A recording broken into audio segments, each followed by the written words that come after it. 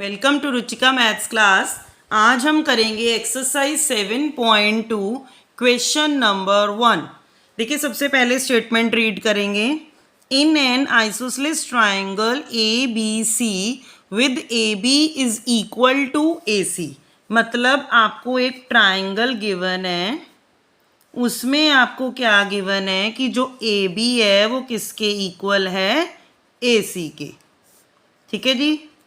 The bisectors of angle B and angle C, मतलब angle B का bisector और angle C का bisector intersect each other at O.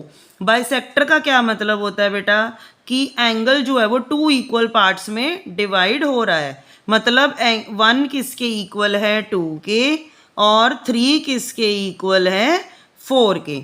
Join A two O, मतलब ए को join करना है ओ के साथ। Show that O B is equal to O C. सबसे पहले तो बेटा आपने यही करना होता है, गिवन लिखना है, टू प्रूव लिखना है। जैसे गिवन में क्या लिखोगे, A B C is an triangle with A B is equals to A C. The bisectors of angle B and C intersect at O. और टू प्रूव में क्या लिखोगे, O B is equal to O C. Second part में A O bisects angle है।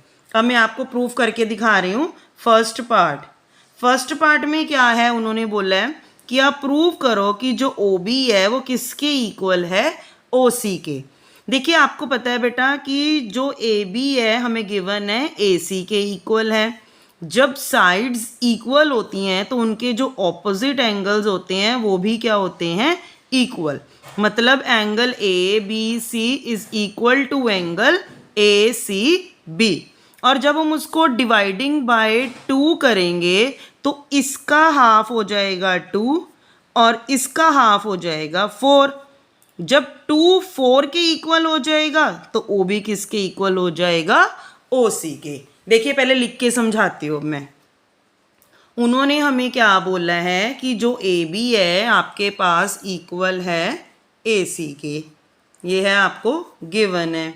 उसके बाद जो angle A B सी मतलब ये वाला किसके इक्वल हो गया, एंगल ए सी बी के। क्यों, equal side has equal angle opposite to it. ठीक है जी। तो उसके बाद अब हम इसको डिवाइडिंग बाय 2 करेंगे। जब हम इसको 2 से डिवाइड कर देंगे इन दोनों एंगल्स को तो क्या होगा, तो देखो ये हो जाएगा half of angle A B C is equal to half of angle A C B. अब ए बी सी का हाफ क्या है, एंगल 2, और ए सी बी का हाफ क्या है, एंगल 4। इसका रीज़न लिख देना, क्योंकि जो ओ बी है और ओ सी है ये बाइसेक्टर्स हैं। जब तक आपको बाइसेक्टर्स ना गिवन हो तो आप कोई भी एंगल को 2 से डिवाइड नहीं कर सकते, क्योंकि बाइसेक्टर की वजह से ही जो एंगल है वो 2 इक्वल पार्ट्स में डिवाइड होता है। अब देखिए जो 2 है वो 4 के इक्वल है, तो ओ बी किसके इक्वल है, ओ सी के। ओ बी किसके इक्वल आ गया, ओ सी के। इसका रीज़न क्या लिखेंगे, equal angle has equal side opposite to it. ठीक है जी। फर्स्ट पार्ट हमारा प्रूव हो चुका है। अब हमने करना है सेकंड पार्ट। सेकंड पार्ट में वो क्या कह रहे हैं, प्रूव करो कि जो ए ओ है वो बाइसेक्ट कर रहा है एंगल ए को। मतलब आपने ये क्या करना है, angles 5 is equal to angle 6 के इक्वल प्रूव कर देना है, तो आपका ओ ए बाइसेक्ट एंगल ए हो जाएगा। क्योंकि कोई भी लाइन एंगल को तभी बाइसेक्ट करती है जब वो उसको 2 इक्वल पार्ट्स में डिवाइड करती है।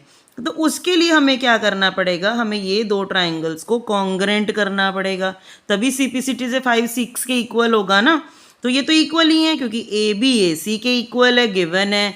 ओ बी ओ सी के इक्वल है, प्रूव्ड अबव। और जो ओ ए है वो क्या है, कॉमन है। तो सिंप्लिसिटी से 5 6 के इक्वल हो जाएगा। तो देखिए हम लिख रहे हैं यहाँ पे, सबसे पहले मैं ले रही हूँ in triangle AOB and AOC, in triangle AOB and triangle AOC। तो क्या इक्वल है, AB AC के इक्वल है, ये हमें गिवन है।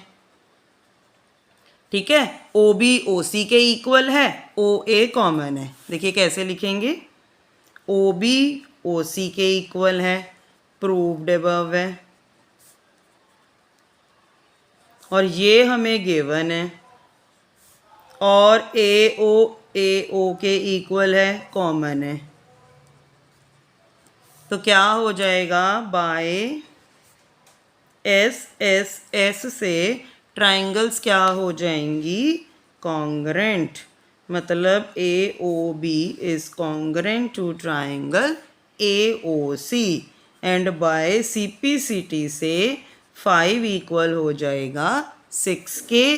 सो therefore AO bisects angle A, hence proved.